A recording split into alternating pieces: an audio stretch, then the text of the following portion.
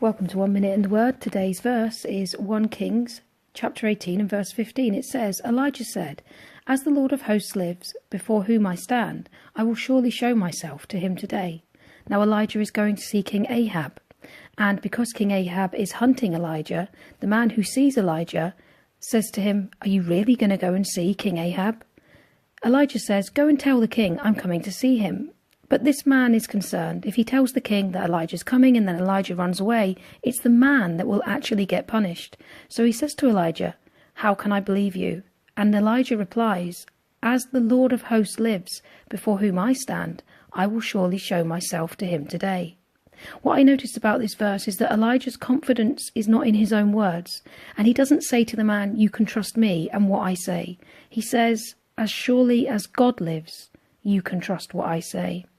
We can't trust what people say, and people can't trust what we say, because we're humans. Jesus didn't entrust himself to any human being. It says because he knew what was in their heart. Now that doesn't mean that we're always deceitful. It doesn't mean that we intend to be deceitful. What it means is that Jesus knew that every human being, whatever their intention was, is not always capable of fulfilling those intentions. Sometimes we say things that we don't mean, and sometimes we do things that we don't say, and sometimes we say we're going to do things that we don't do. Pastors are men who want to follow God and men who want to serve the Lord. But so very often they make mistakes. They have sins. Sometimes perhaps they've said they'll do something and forgotten, or perhaps they do something that they didn't say they would do. Quite often we end up being hurt by other Christians. But it's important to remember the person the pastor should be pointing to is Jesus, because Jesus does not make mistakes.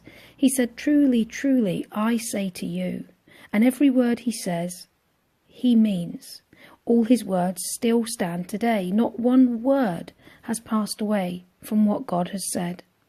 So today it's important that we forgive our pastors, that we forgive ourselves, that we forgive others. The only way we can do this is by learning who the one person is that we can trust. That's God. He's the one that doesn't die. He's the one that doesn't lie. He's the one that doesn't leave us. He's the one that never lets us go. He's the one that watches over us all the time. He's the one who says, "All my words are yes and amen for you." He's the one whose heart is turned over with love for us every second of every day. He's the one we should all be pointing to and the one we should all be obeying. And he's the one who understands everybody. So because we understand that we are failing humans and that when we speak we can't always fulfill those words, we should also understand that others can't too. That's the key to forgiveness, understanding who we are meant to put our trust in. Let's put our trust in Jesus today. Have a good day, and I'll see you tomorrow.